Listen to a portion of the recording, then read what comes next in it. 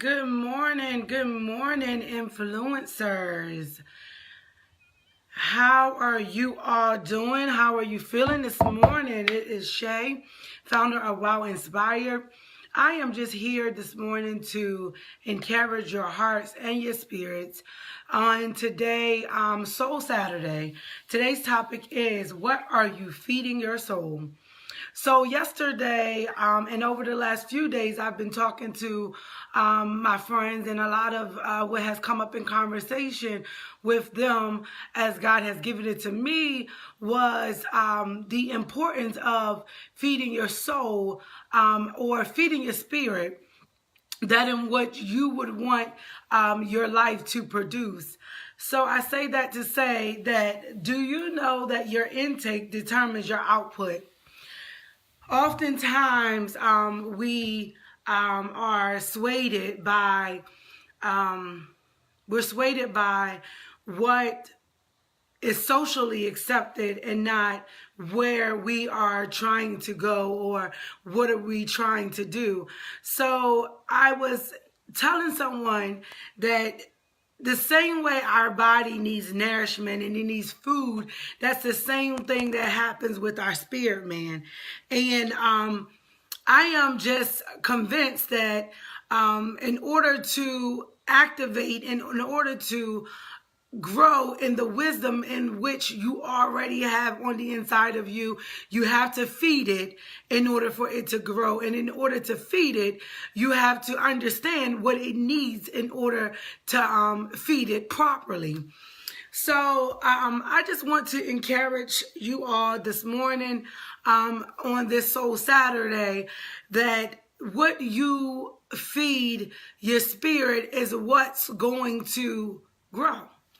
And what I mean by feed your spirit, I'm talking about what conversations are you feasting or feeding on, right? What groups of people are you allowing yourself to be connected to in order to see your life goals and your life dreams to come to pass?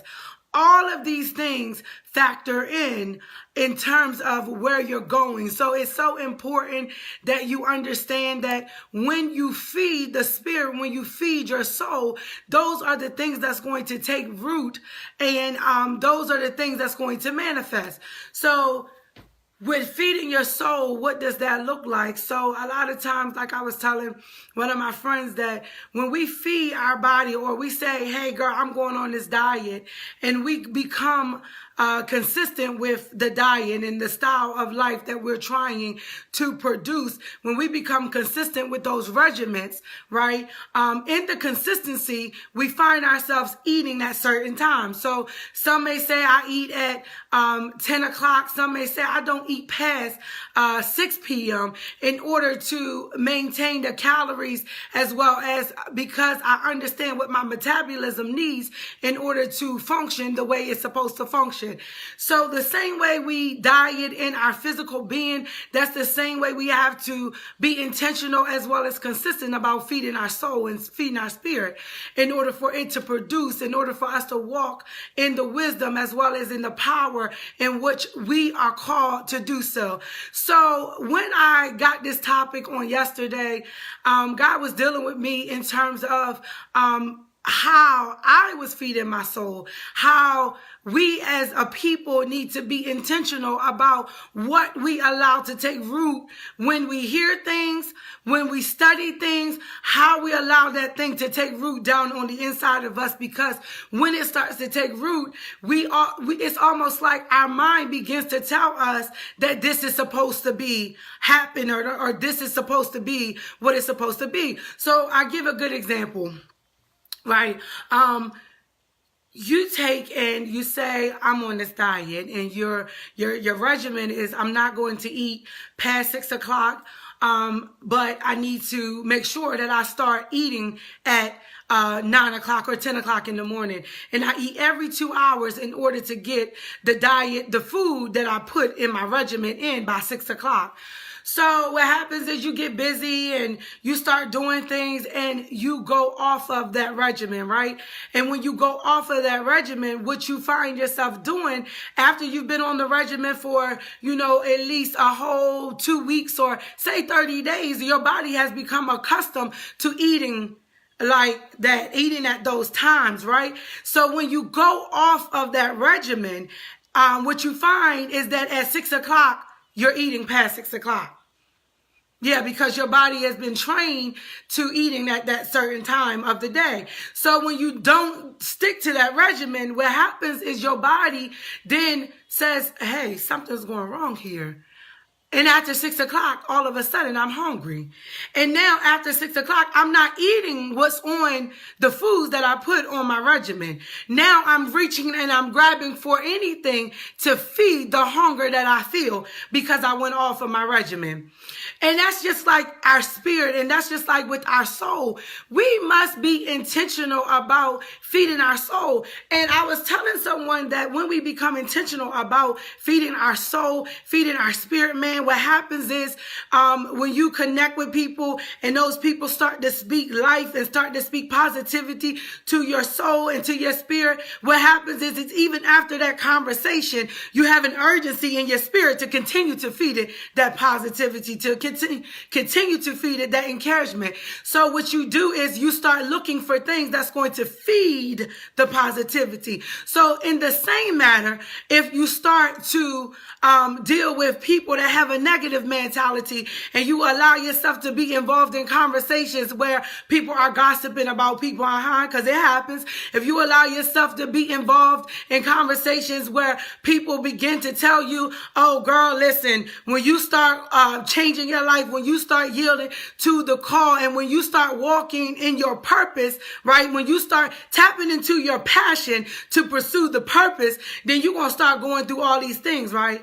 So what starts to happen is your mind begin, especially if it's one of those influencers that you consider, a person that you consider to be an influencer in your life.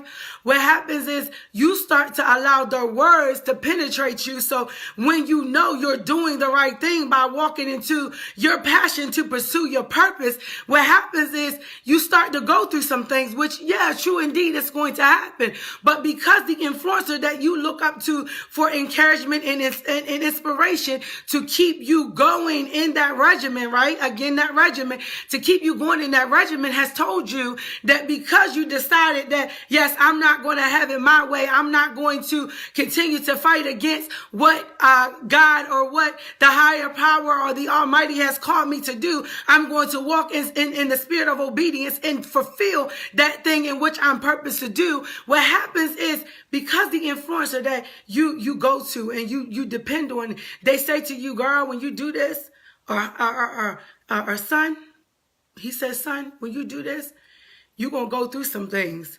You're going to start to feel like you losing your mind. Guess what happens? If you are not strong enough, that influencer, the things that the influencer has spoke to your spirit, to your soul, and that thing, and you've allowed it to take root, when you start going through things, guess what happens? When you start going through things, you start to say, your mind tells your spirit and your soul, oh my God, something done went wrong. So yeah, I feel like I'm losing my mind.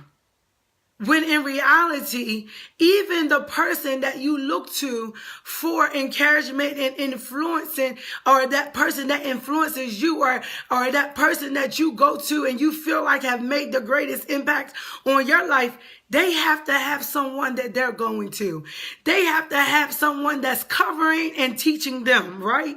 So I say all of that to say, when I was studying in the book of Matthew, the 15th chapter, and I'm going to paraphrase, and it starts to talk about where the Pharisees and some teachers, right, had went to God, and they had said, God, these people are not obeying the tradition in terms of washing their hands before they eat.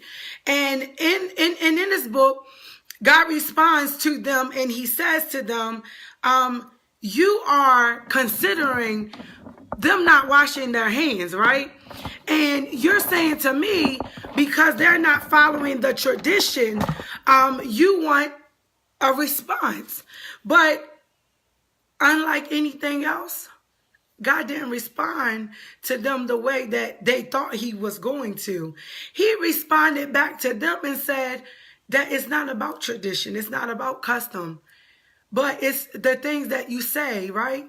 And it says in Matthew 15:10, it says, Jesus called to the crowd and said unto them, listen and understand. 11 says, what goes into someone's mouth does not defile them, but what comes out of their mouth, that is what defiles them. So, yeah, we sometimes get caught up on the tradition, right? Or the behavior, because they're not acting in a way or in a manner that tradition sets that, you're supposed to do. We become distracted and we take and lose focus off of what we should be really talking about, which we should be really discussing. So you're looking at the tradition and you're looking at the behavior. When God said, is that what's guiding your conversation? Because it's not the fact that they did not wash their hands, right? It's the fact that you identified that they wasn't following tradition for washing their hands, and you look for a response because they wasn't following tradition. But he said, not about them, the behavior, but it's about what's coming out of your mouth.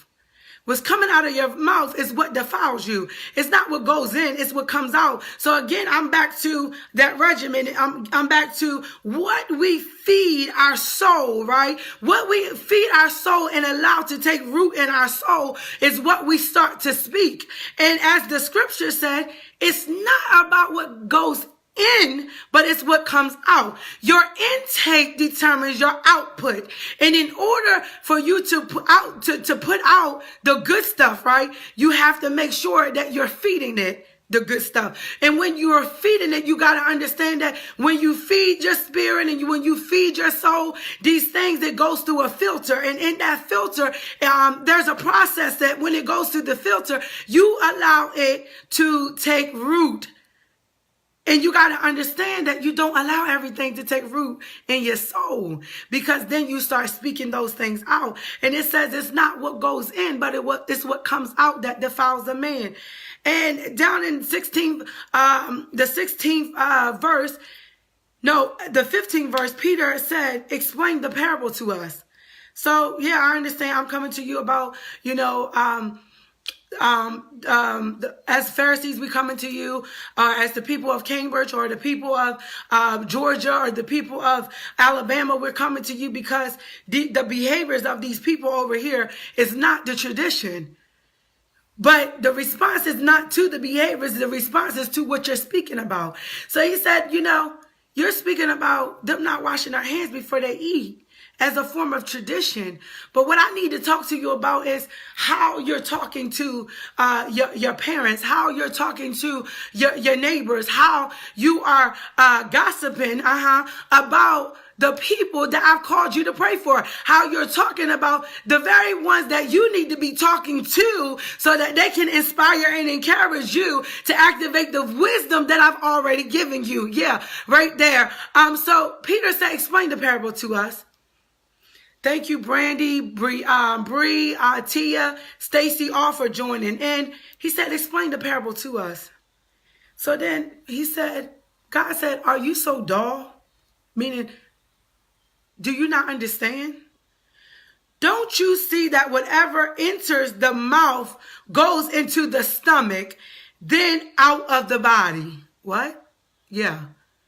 So what I feed my soul is going to take root in my stomach. It's going to take root in my stomach. It goes through a filter, takes root in my stomach, and then guess what happens? It comes out of my mouth. And then it says in 18, but the things that come out of a person's mouth come from the heart. So in order, even though you feed your soul what you feed it, When you sit around conversations, even though you sit amongst the conversation, when you allow it to take root in your soul and you begin to speak it, it says here it comes from the heart. And these defile them. For out of the heart comes evil thoughts. For out of the heart comes evil thoughts, murder, adultery, sexual immorality, thief, false testimony, and slander. These are what defile a person. But eating with unwashed hands does not defile them. Do you not know that there's a difference between tradition and what's the law? We get hung up on tradition when it's not about tradition, it's the law. What was I purposed to do? I can be easily distracted by the tradition. I could be easily distracted by what society says is acceptable. But this is not what God is calling us to. He's calling us to the law. He's calling us to the law. Right? So the last point I want to get to is that it's so easy to be distracted. And it says here that salvation was first announced by those who heard the Lord, who heard those with great wisdom, who heard those with great perception, who heard those with great revelation. So it's so easy for us to become distracted.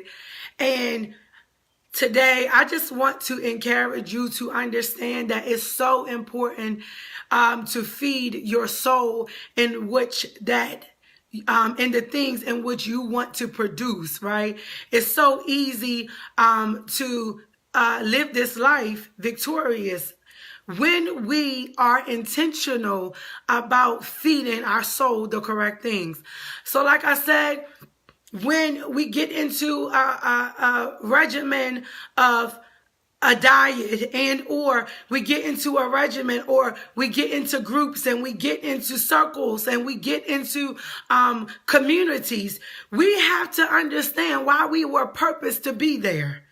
And when we understand why we are purposed to be there, we understand that we cannot be consumed with any and everything that happens or any and everything that's said amongst the group, amongst the company we keep, amongst anything that we put ourselves into.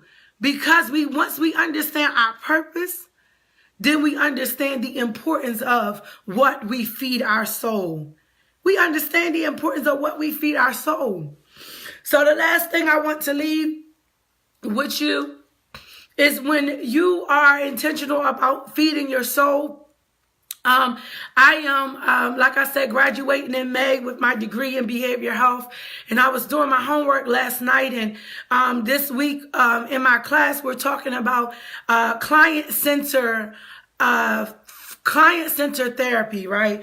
And the counseling style of client-centered therapy. And the psychologist that was behind this particular client-centered therapy approach was Carl Rogers. And I love how Carl Rogers, he emphasized that everyone was born, right?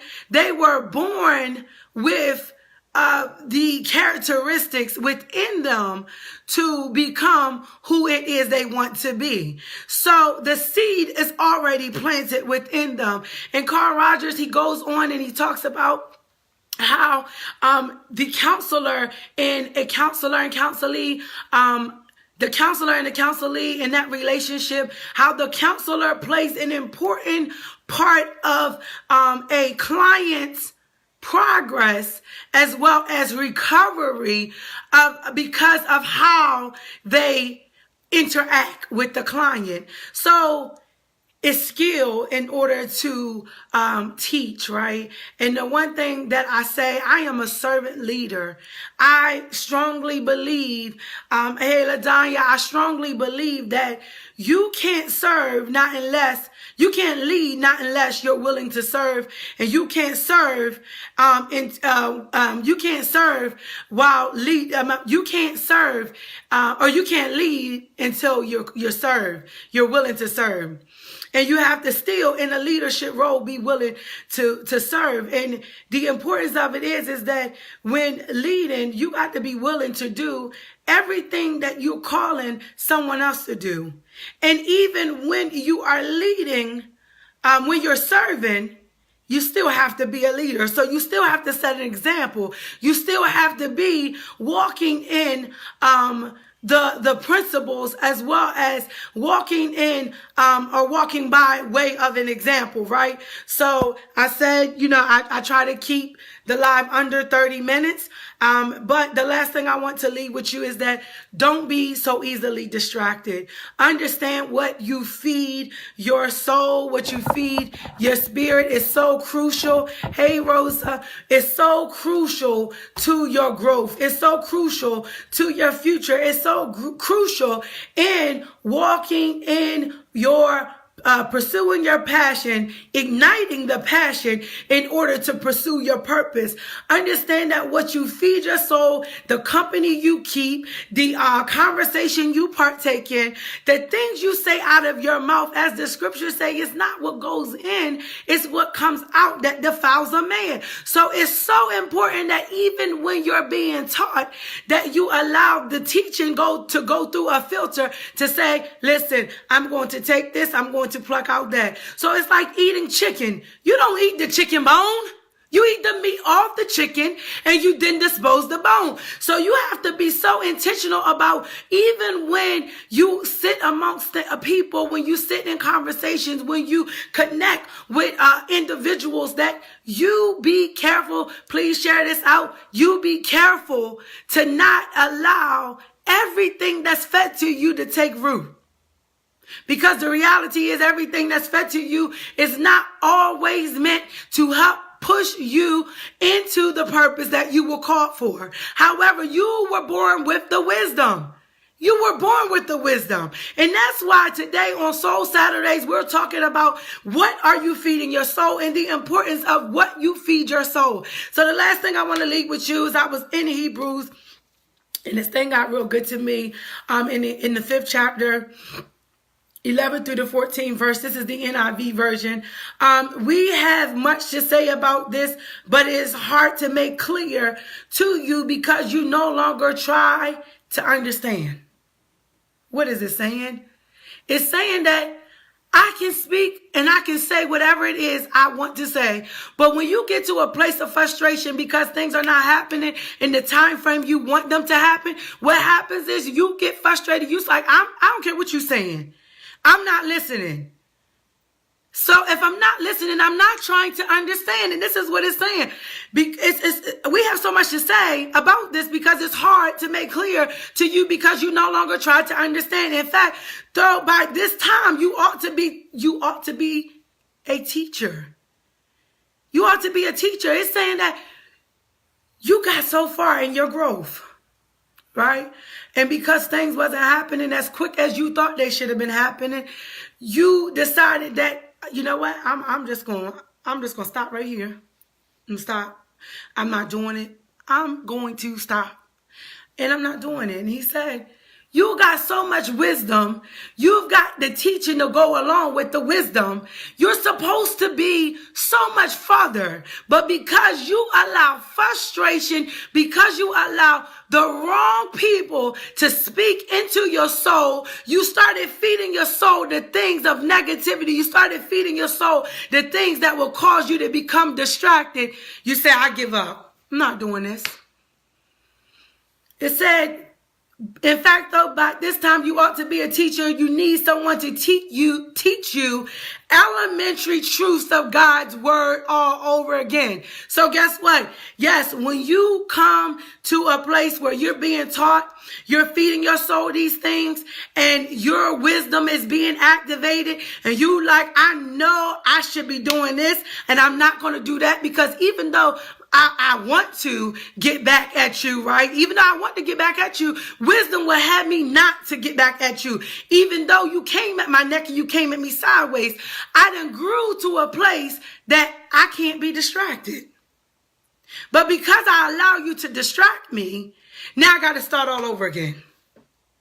It says that you don't want to be taught because you no longer try to understand. You don't understand because I'm in a frustrated place. And yes, I understand. I got the principles. I know I got the wisdom. I know what I was purposed to do. I know who he called me to be. But because my circle of friends were not receiving me, because I decided that I couldn't get on your platform. I'm going to start my own platform. Because they outcast me, because they don't want to deal with me no more, I decide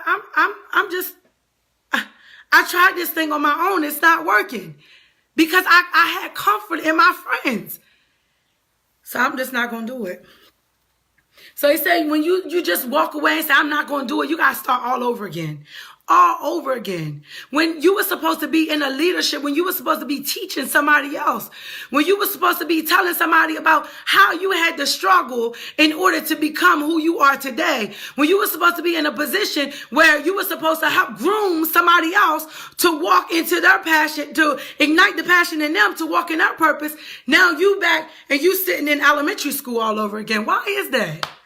How come we get to a place and we are so happy-go-lucky, things are going good, and then all of a sudden we hit a plank, we start to say, you know what, I'm not doing this. That catering service, nope.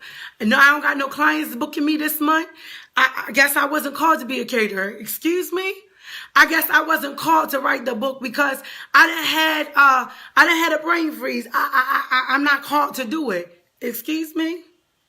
It said you need milk, not solid food. So you mean to tell me I got to start all over? So I was at a track meet yesterday, and before they bust the cap, they said, on your mark, get set. And before long, you know it, one of the players started to run. Well, guess what happened? Thanks be to God that he didn't get too far. They all had to get back, start all the way over. Get into position on your mark, get set, start all the way over. So this is exactly what it's saying. You got what it takes. You already know what to do. And because you allow yourself to slip back to the old groups and you allow them to start feeding your soul and say, honey, listen, you thought it was going to work this way. Look, it's not going to work. You made a U-turn. And it says you need milk, not solid food. Anyone who lives on milk, being still an infant, is not acquainted with the teachings about righteousness, about the wisdom, about what is the next level from here. So yeah, I get this far and I got to start all over. But solid food is for the mature. So some of us are going to understand that we're going to endure some hardship. We're going to endure some things when we are pursuing our purpose, when we are walking and we are feeding our spirit and feeding our soul those things to help us to maintain where we should be in our purpose. We're going to understand that we're mature, so we're going to understand that these hardships are going to come. It says, but solid food is for the mature who by constant use have trained themselves to distinguish good from evil. So again, what you feed your soul is important. So when I start to even get around, even the old crowd that I used to hang with and they start gossiping, even though I'm amongst them, right? I hear it, but I don't allow it to take root. So when I walk away from them, I'm not still on the phone. Oh, hey, Chris. Well, yeah, did you know? Yes. Honey, yeah, she done stopped doing that. So now I find myself gossiping. But because I'm mature and I'm on solid food, I can still sit amongst people. I still sit amongst conversation and not go back and say, because many of y'all can say, oh, you talk from, I don't talk what I know. I talk what I live. It was me. I once did it. Gossiping, what? Yes. Girl, let me tell you. But yes, Chris, what you feed it is what it receives. Yes, your intake determines your output. You have to feed it. And when you feed it, be intentional about feeding it good food for soul so that you can intentionally ignite your passion, walk into your purpose. So again, I am Shay. I am here to inspire the influencer in you. Today, take away from this, continue to feed your soul. Those things and what you will want to see reproduced in your life.